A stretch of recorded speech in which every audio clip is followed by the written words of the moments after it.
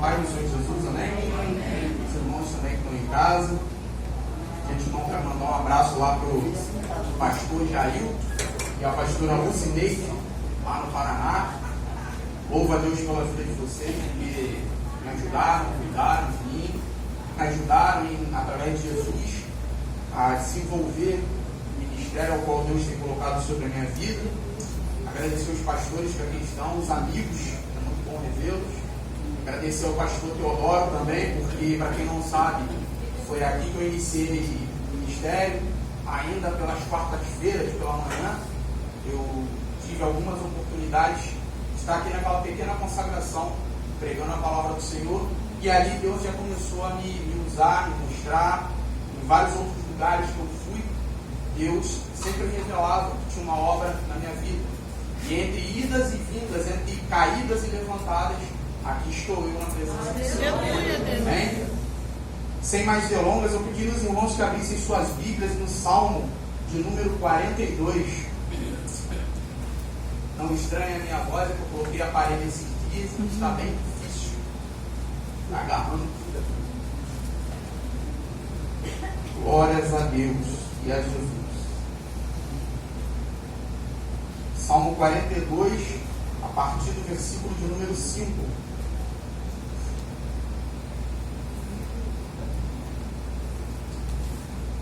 E a Jesus toda a honra, toda a glória, todo louvor, toda adoração, porque eu tenho plena certeza de que eu não sou nada, mas Jesus, Ele é tudo. Amém? Os irmãos acharam? Salmo de número 42, versículo de número 5 em diante. Na minha Bíblia diz assim: por que estou tão triste? Por que estou tão aflito? Eu porei a minha esperança em Deus e ainda o louvarei. Ele é o meu Salvador e o meu Deus. O meu coração está profundamente abatido e por isso eu penso em Deus. Assim como o mar agitado ruge, e assim como as águas das cachoeiras descem dos montes Hermon e Mizar e correm com violência até o rio Jordão, assim são as ondas de tristeza que o Senhor Deus mandou sobre mim. Amém? Somente até aqui. Vamos orar? Soberano Deus, eterno Pai, Pai do nosso Senhor e Salvador Jesus Cristo. Pai, eu me diminuo na Tua presença, Senhor, para que o Senhor continue grande na minha vida. Pai, usa os meus lábios, usa o meu coração e a minha mente para falar ao Teu povo aquilo que o Senhor já colocou há algum tempo no meu coração. Que não seja eu a falar, Senhor, mas que seja o Teu Santo Espírito. Abra a mente, abra o coração dos meus irmãos e me ajuda, Senhor, porque eu não consigo falar nada de mim mesmo, senão pelo Teu Espírito. Assim eu te oro, te peço, te agradeço no nome de Jesus. Quem crê, diga amém. Amém. Davi, um homem que foi ali direcionado por Deus, foi vocacionado por Deus, né? Um homem onde nós já sabemos que ele derrubou o gigante, um homem que em outro momento a Bíblia vai falar que ele era um homem segundo o coração de Deus. Esse mesmo homem, no Salmo de número 42, vem nos relatar a aflição que ele estava sentindo, vem nos relatar a tristeza que estava em seu coração.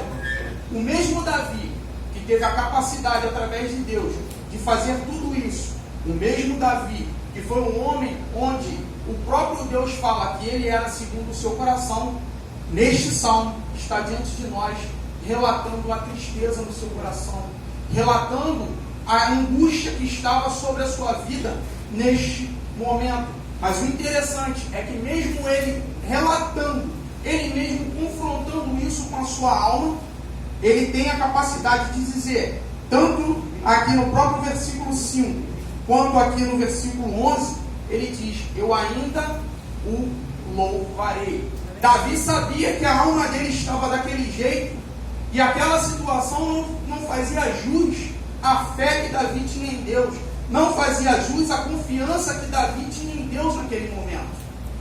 Era um momento de dificuldade, e eu procurei investigar, procurei saber, segundo alguns teólogos, alguns professores, essa situação aqui ao qual Davi está nos relatando, seria segundo a perseguição de Saul sobre a vida dele. Porque Davi, não entendia o porquê Saul o perseguia tanto, tendo em vista que ele mesmo não fez nada com Saul.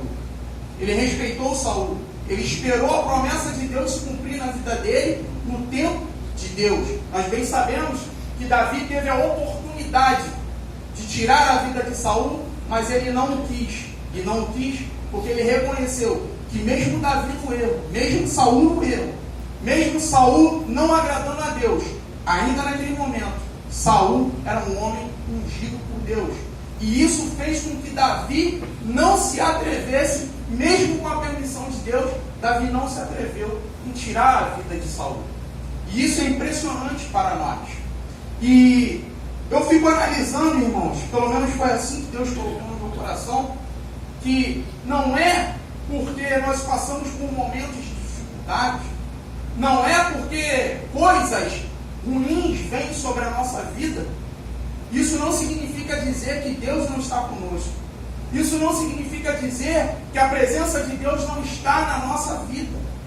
Porque tem crentes que pensam que pelo fato de estar passando muitas lutas, pelo fato de estar passando dores, pelo fato de estar aquela dor insuportável, Deus não está na vida dele. E, infelizmente, muitos que pensam assim não são os ímpios. É o próprio povo de Deus.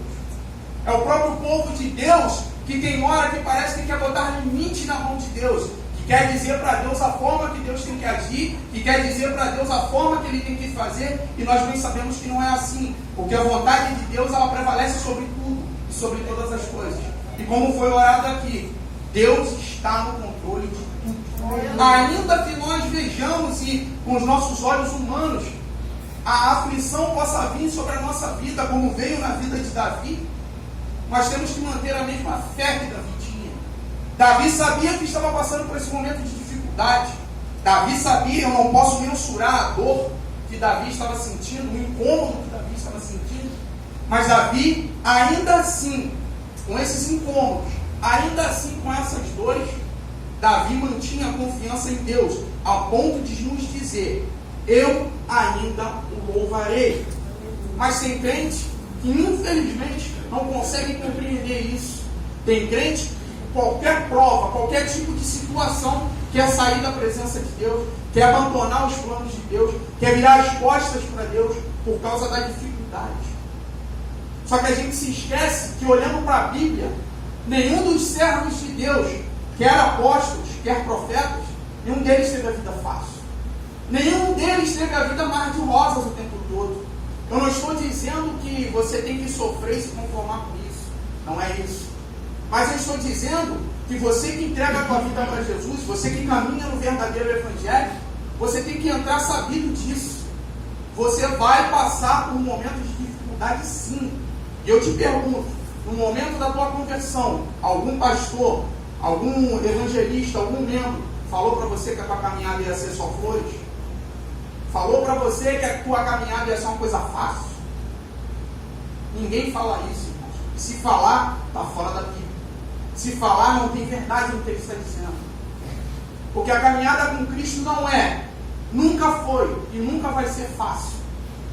Mas aqueles que se mantêm firmes, mesmo diante da dificuldade, mesmo diante dos altos e baixos da nossa caminhada, aquele que se manter firme vai alcançar a misericórdia do Senhor. Aleluia. Só que às vezes a gente parece que não se lembra disso. Às vezes a gente quer criar uma falsa ilusão em cima disso.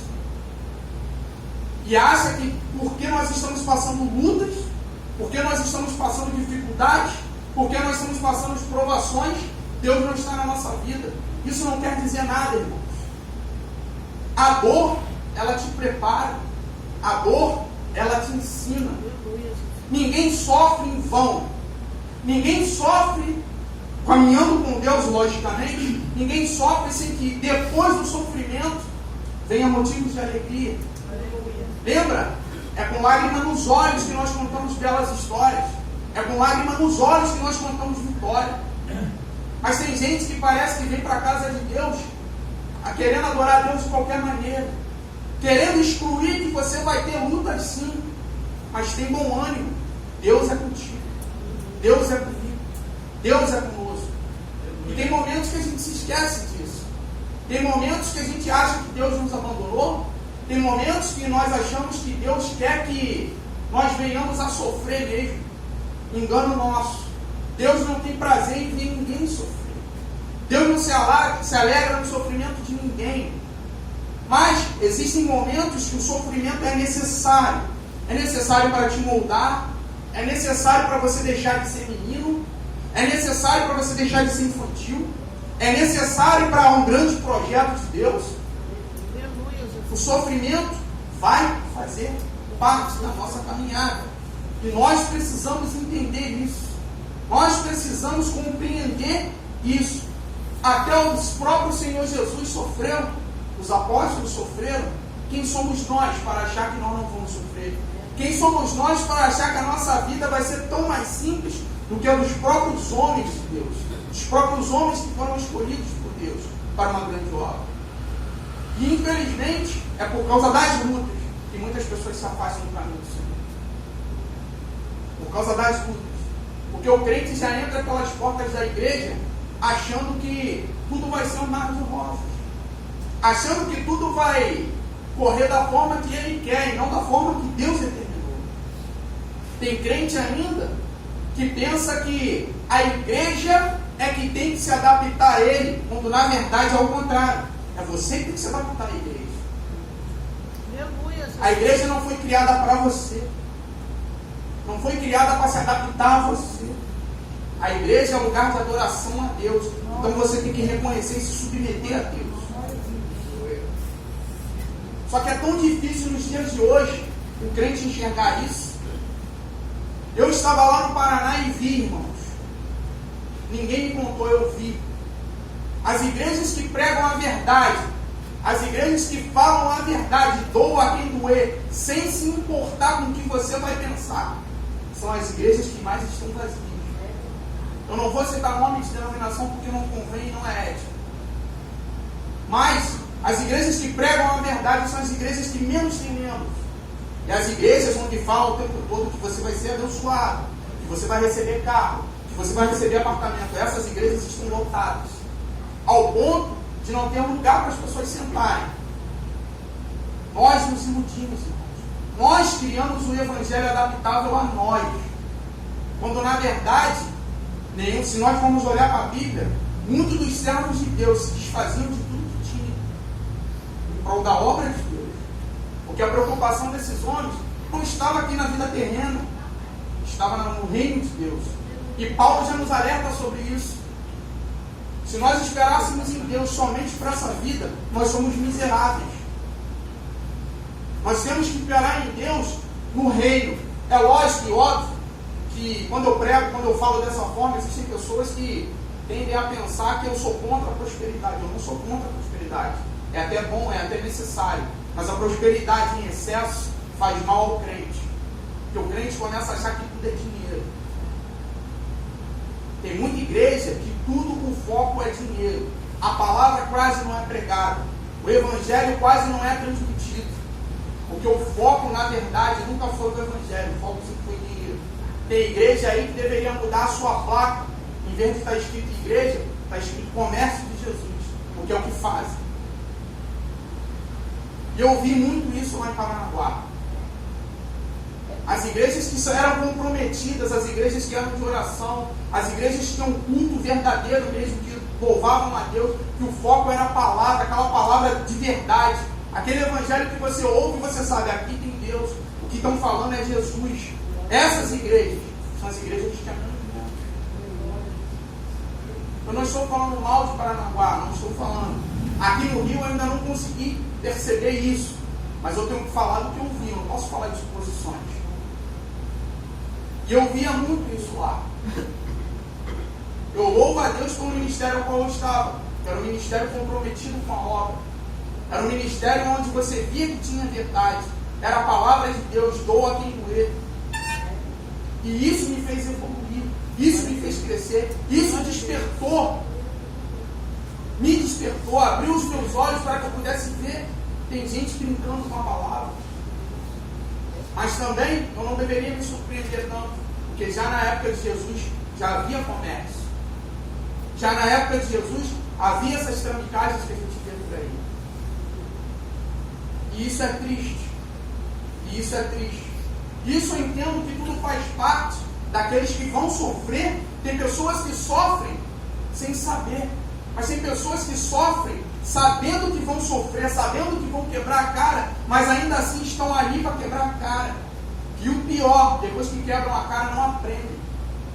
Continuam com as mesmas práticas, continuam com os mesmos instintos, com as mesmas atitudes e não reconhecem. Esse é o pior. Mas eu louvo a Deus, porque a gente vê que Davi, mesmo na aflição, ele não pensou como muitos homens. Ele tinha a confiança de que em algum momento ele ia louvar a Deus. Davi estava confrontando a sua própria alma. Por que tu estás abatido? Por que tu está triste? É como se Davi estivesse dizendo, você não é assim.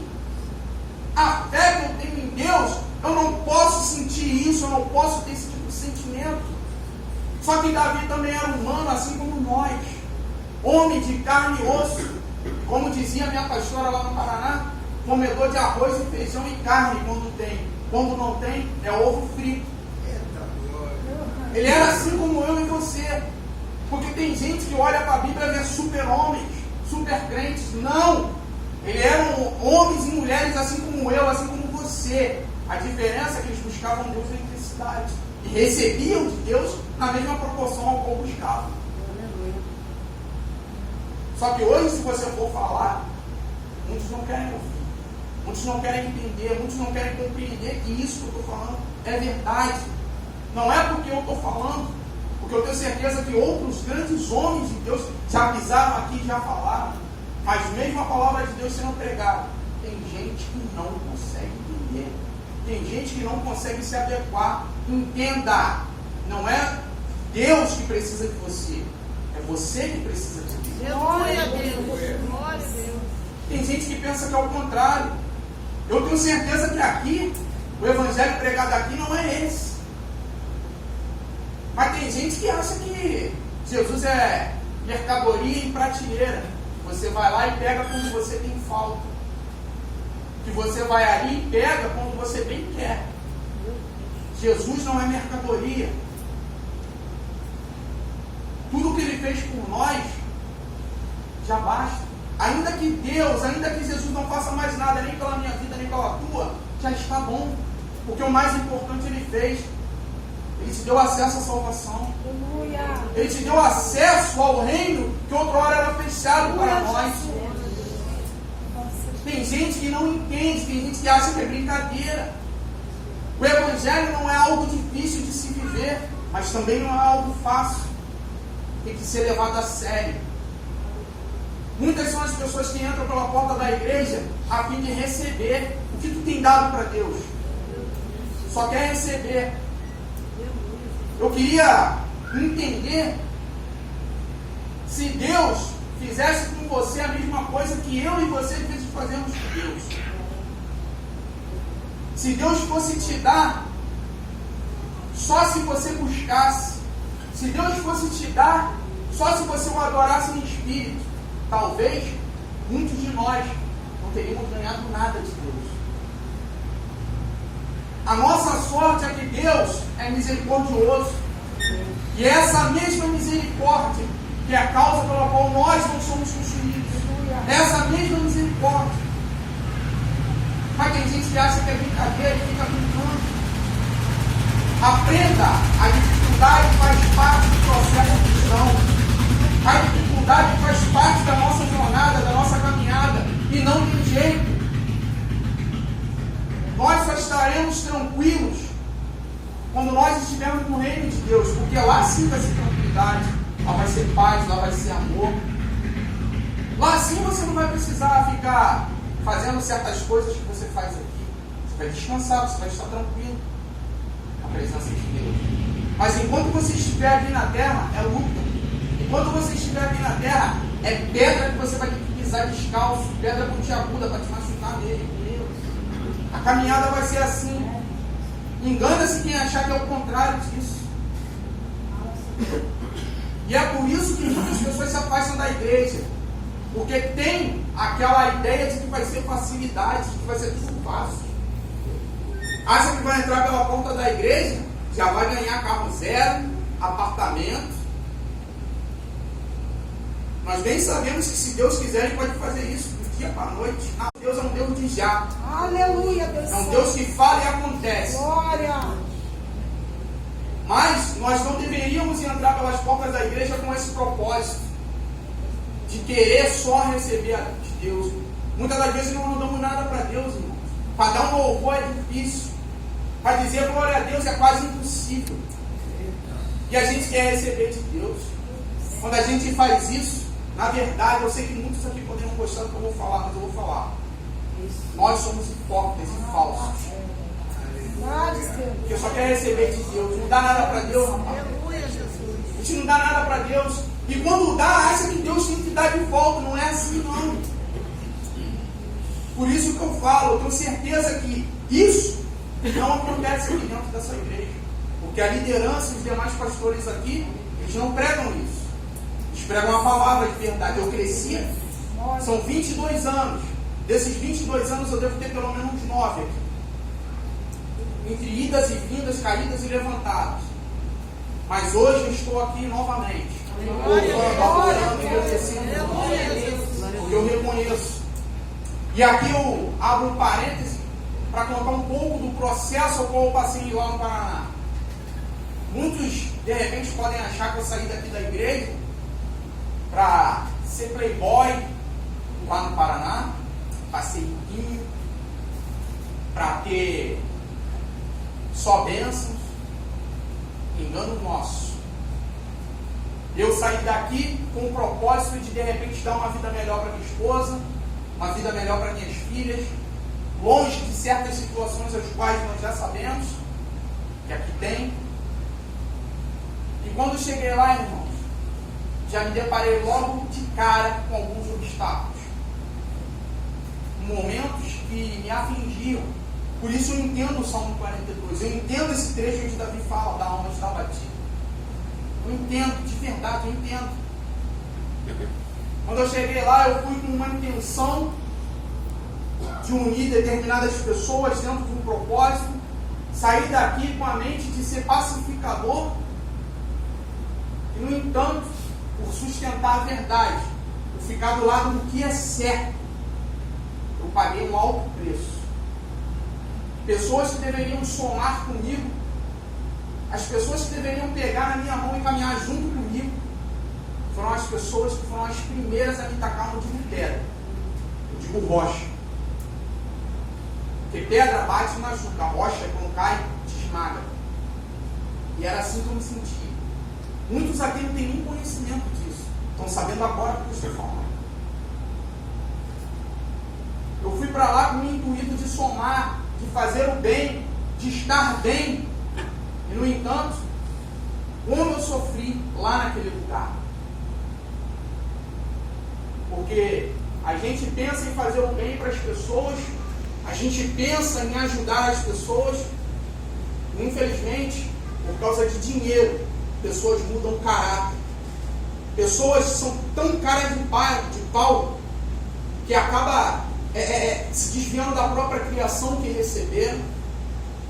O caráter que desenvolveram ao longo de anos, no estalar de dedos, muda. Eu vi isso. Eu falo isso com autoridade, porque quem eu estou falando é da minha própria família, sangue do meu sangue. Eu sentia dores, irmãos, que eram incomparáveis. Lógico, devem existir pessoas aqui que sofreram bem mais do que eu, mas eu tenho que falar de mim, tenho que falar de como eu me sentia perante uma adversidade. E ali eu sofria muito, irmãos. Ali eu sofria muito. Porque queriam que eu mentisse. Queriam que eu falasse mentira. Várias vezes me fizeram propostas para me mentir diante de uma autoridade. E eu sempre negando, eu falei, eu não vou mentir, eu vou falar a verdade. Eu vou falar a verdade. Eu vou falar a verdade. Aleluia. Quanto mais eu falava que ia falar a verdade, mais paulada e pedrada tomado.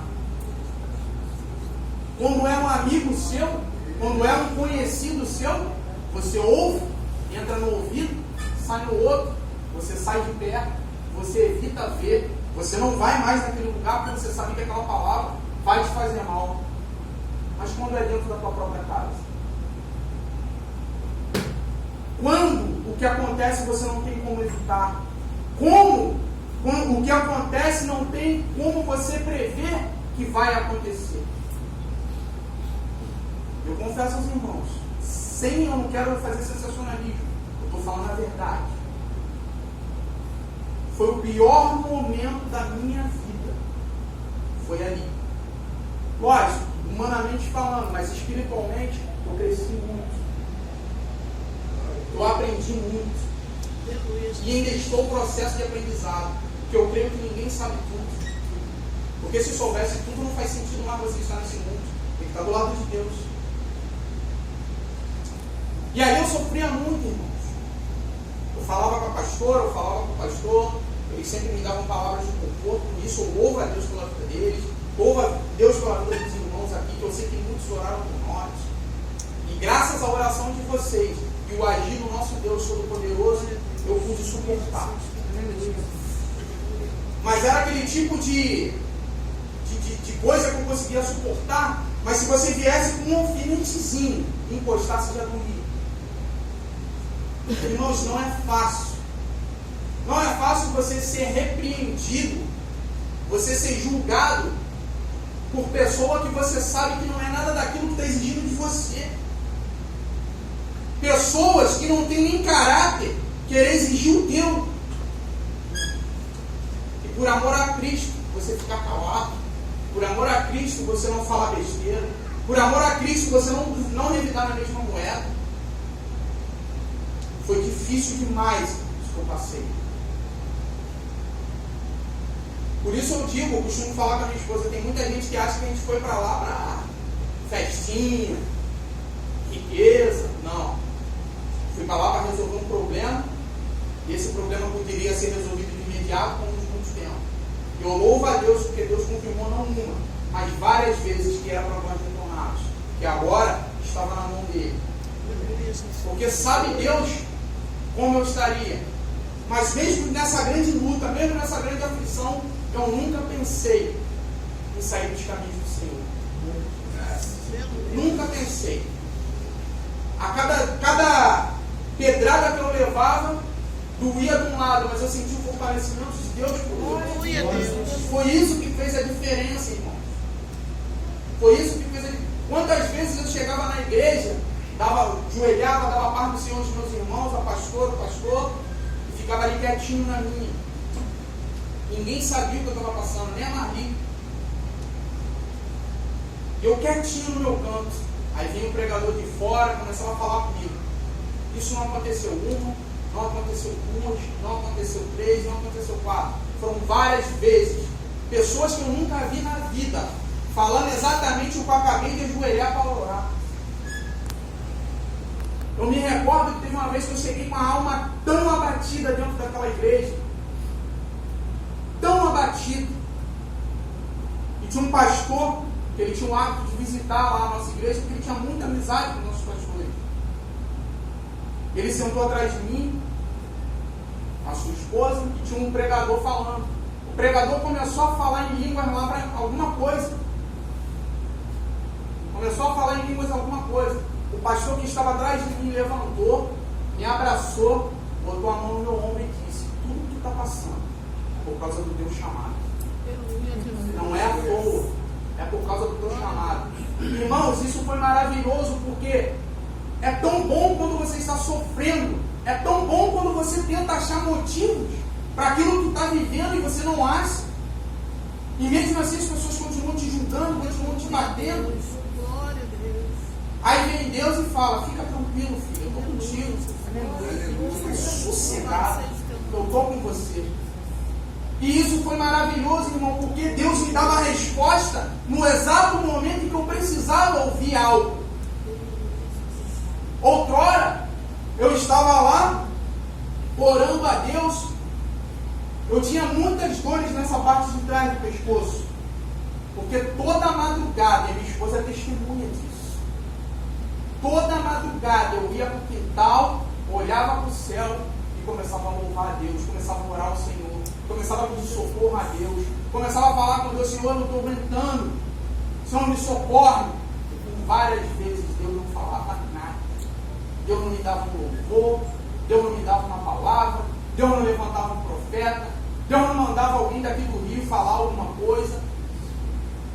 Mas eu aí, no momento nenhum, eu deixei de acreditar em Deus. Eu estava sofrendo, irmãos. Estava sofrendo porque eu sei, eu me conheço. Eu sei que se fosse em outro momento, a mesma pessoa que me humilhou, a mesma pessoa que falou as coisas que falou para mim, se fosse em outro momento, era no mínimo 2 dentes que perdia. Não sou mais homem que ninguém, mas eu me conheço. E você ouvir isso de uma pessoa que teoricamente é toda errada na vida, te magoa, irmão. Você caminhando certinho, você levantando, porque a minha vida lá era trabalho, casa e igreja. A minha vida era essa constantemente. Constantemente era essa a minha vida. Eu não incomodava vizinho, eu não ficava no portão. Era de casa para a igreja, da igreja para casa, de casa para o trabalho. A minha rotina era essa constantemente. Eu não incomodava ninguém. E a pessoa vai na tua residência para falar coisas as quais você não merece ouvir. Coisa que você não fez, coisa que você não criou, coisa que você jamais botou no teu coração em fazer com alguém.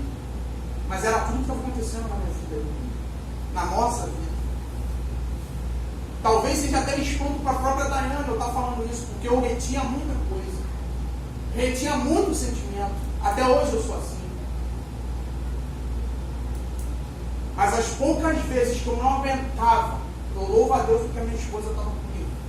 Porque se não fosse ela também do meu lado, a oração dos irmãos, eu tinha surtado. Você tem noção do que é você orar para Deus, pedir para você não ficar maluco? Eu orei a Deus: Senhor, não me deixa ficar maluco. Eu estava numa neurose tão grande, que eu ouvia barulhos. Eu ia lá na janela do banheiro, dava aquela gritinha bem de leve, para ver se não era a pessoa ao qual me incomodava, que estava no portão chamando. E a partir do momento que eu teria que ir lá abrir, começava todo o estresse. Você tem noção o que é você ser chamado de demônio? Eu fui chamado sem falar nada. Eu fui chamado. E no momento em que fui chamado de demônio, foi a pior das dores que eu senti naquele tempo todo. Para quem não sabe, eu já pratiquei jiu-jitsu, já pratiquei muay thai, já tomei muita pancada, já me machuquei muitas vezes, já tomei muito soco na cara, e eu falo com toda a autoridade, não doeu tanto quanto o que eu ouvi. Imagina você caminhando, buscando ao Senhor de todas as formas, e Deus te acrescentando cada vez mais coisas para você fazer, você fazendo, você cumprindo, você não se preocupando com nada, seguindo o teu foco que é Cristo. E vai uma pessoa dentro da tua casa e fala: você é falso, você prega aí de Jesus aí, mas você é o demônio. Irmãos, quem me conhece sabe que eu não sou de chorar. Quase uma coisa impossível. Eu chorei como se eu fosse um bebê que era no peito da mãe. Muito. E aí a Daiane não me aguenta ver chorar, aí começa a chorar comigo. Estava ali me dando palavras de conforto, me ajudando. E aquele sentimento dentro de mim: eu não fiz nada. Toda vez que a pessoa vem aqui e me lança uma palavra de maldição, eu falo: bênção. Por que eu estou passando por isso? Eu fui expulso várias vezes de um imóvel que também era meu. Fizeram comigo, e o que mais me doía é que fizeram comigo tudo aquilo que eu jamais faria com alguém. Eu jamais faria isso com alguém. incomodava, irmãos. Isso me doía, isso eu sentia na alma. Tinha momentos que até para sorrir doía. Para você dar um sorriso doía. E aí eu fui passando todo esse tempo de aflição, todo esse tempo de pancada atrás de pancada, sem ter feito nada, sem ter falado nada. A perseguição era tanta que a pessoa reclamava até o fato de eu não ir na casa dela. Você não vai na minha casa por quê? Por que você não tem ido na minha casa? Tudo incomodava a pessoa. E aquilo me doía, irmãos. Me doía porque eu sabia do que eu era capaz de fazer se eu não estivesse aliançado com Cristo.